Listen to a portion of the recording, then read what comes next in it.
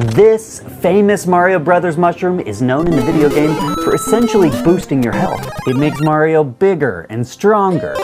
And that actually has a lot of truth in real life, but probably not for the reason you initially thought. I finally found why this mushroom is so magical, and even better, I can now share with you some of the science. We should tell them how to do it right. First, if you're new to mushrooming, don't go out and start eating this mushroom. It's not like I invented something. People were using it for centuries. You sleep good, you have appetite, you're happy. I want to share what happened. That's it. I will explain to you why you too are going to want to explore this mushroom further. And I will explain what the science says from 12,000 people who ate this mushroom. Keep watching if you know anybody who has any sort of pain, who has sleep issues, or addictions of any kind. Definitely not a mushroom that you want to pick and eat because it is poisonous. And then I stumbled upon it in Scandinavia. Oh, wow. See, that one has a little bit of the yellowy orange. It was a huge patch in Sweden. Textbook perfect Amanita Muscaria. And then I did a deep dive, 2 years of deep study with the experts in the field, and found that it wasn't as dangerous as I previously thought. There's this one, which is highly medicinal. That's Amanita Dreamer. It's a pseudonym she uses. She's one of the people paving the way forward in this mushroom revolution and trying to encourage people to give it a second chance. She was full of anxiety, having a hard time dealing with the world, and this mushroom changed the game for her. And it saved my life. Pretty much gotten to a point where I just didn't want to be alive anymore. Found the mushroom, did my research on it. There was a lot of bad information on the internet, and I took a chance and took it anyway. And it turned out to be exactly what I needed to get off the benzos and to manage my panic and anxiety. I've told her story before, but it always blows me away how the fly agaric helped her. In fact, if you're ever going to experiment with this mushroom and want to do a full ceremony, she's the person to go to for the lowdown. I've done ceremonies with so many people now at high doses. However, the one thing that bothered me is that it just seemed to be a lot of anecdotal evidence. She was a great case in point, but there was not a ton of science. That is, until I met Baba Masha. This is the Russian scientist who did the first big survey study of Amanita.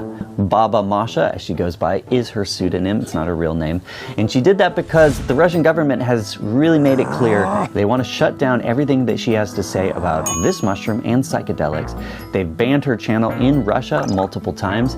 That, of course, is why she feels the need to cover her identity using these glasses and the wig, just for her own safety. And that's why I felt very lucky to hear these words directly from her. Then I had bad condition with my back. I'm a doctor, I know what to use, I tried everything. And then they told me if I will make the tincture from raw Amanita Muscaria, it will help me. I'm like, nah. But I didn't have a choice. I decided I'm gonna try. I got about 12 mushrooms, and since then I go to gym. I walk like crazy for 20 miles, and my back just said, good. She talked with me for a couple of hours and detailed all of the research that she did, which ended up in her book. But first, let me summarize what it is exactly that she did so you understand why the results she was finding are so interesting to me.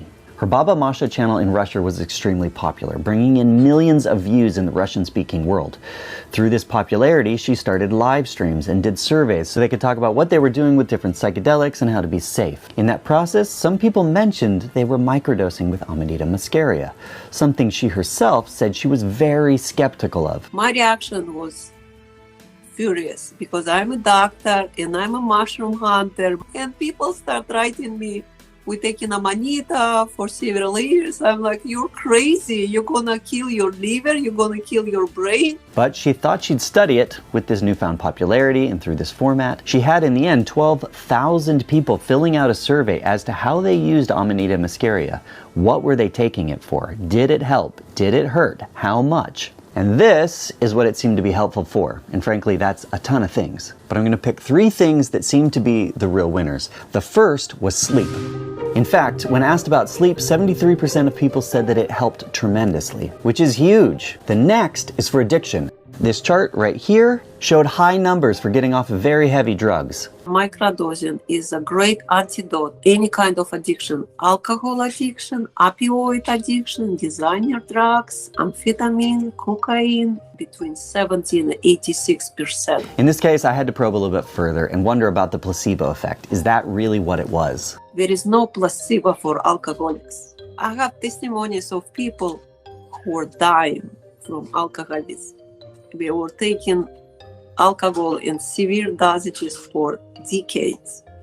And after few courses, 3, 6 months, 1 year, I have so many testimonies. I know it's not a placebo, you know. Finally, it seems to be an incredible painkiller when it's made into a tincture and rubbed onto the skin. Neuropathic pain, doesn't matter when it happens. You just put it all over your body. Half an hour, you're so happy. It doesn't cure the condition. It doesn't eliminate the cause, but it takes the pain away. It's not addictive like opioids, and you have energy, you're happy, it takes your bad mood, negative thinking away. All of what she was telling me is fascinating, and my first thought is, well, this is probably an example where we'll take a compound out of nature, we will patent it, we will make money off of it, and then it will be something in the pharmaceutical industry. But the problem seems to be that big business is not going to be able to make any money off of this. You cannot put it in a pill and start selling it because it doesn't work. Which their only small problem with that is that some of the studies that need to happen to show the effectiveness of it aren't going to happen because nobody's going to put in the investment into it.